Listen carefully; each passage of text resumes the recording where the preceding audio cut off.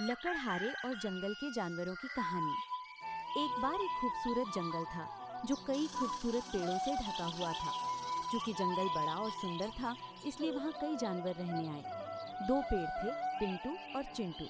उन पेड़ों पर कई जानवर रहते थे। एक चिड़िया परिवार था, बंदरों का एक झुंड, एक बुद्धिमान भेड़िया और एक बंकी भालू। वे सभी उन पेड़ों पर खुशी से रहते थे। वे एक दूसरे से बहुत प्यार करते थे।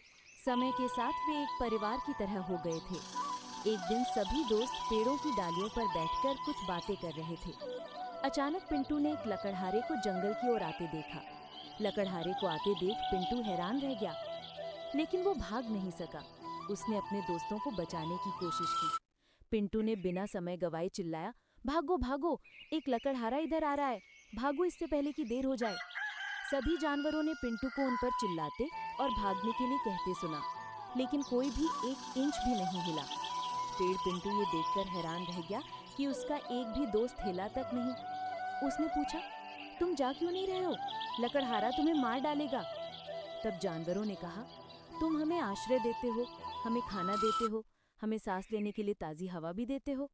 अब जब तुम खतरे में हो, तो हम तुम्हें मरने के लिए कैसे छोड़ सकते हैं?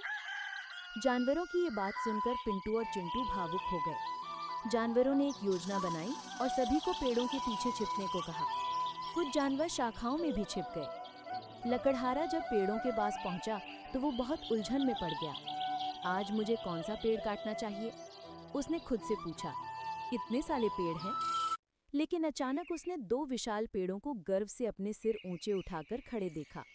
वे दो पेड़ पिंटू और चिंटू थे। जब लकड़हारा अपनी कुल्हाड़ी लेकर पहली बार पेड़ को काटने ही वाला था, तो जानवर योजना के साथ तैयार हो गए।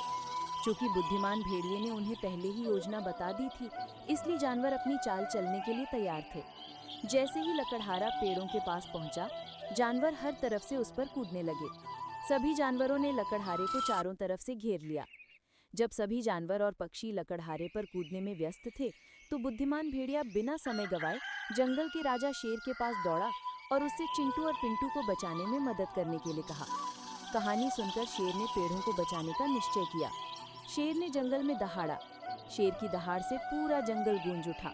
लकड़हारा बहुत डर गया और पिंटू को काटे बिना ही वहां से भाग गया। सभी जानवरों और चिंटू पिंटू ने लकड़हारे को डराकर भगाने के लिए शेर का शुक्रिया अदा किया। उन्होंने भेड़िए का भी शुक्रिया अदा किया, क्योंकि वो इतना समझदार और बुद्धिमान था।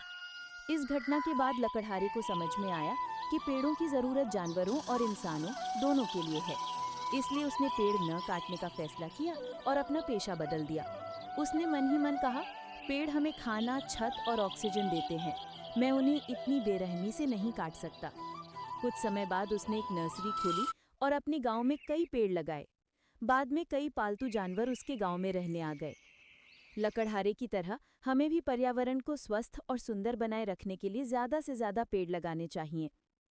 कहानी की नीति। उपरोक्त कहानी का नैतिक संदेश है, पेड़ों को बचाएं और पर्यावरण की रक्षा करें।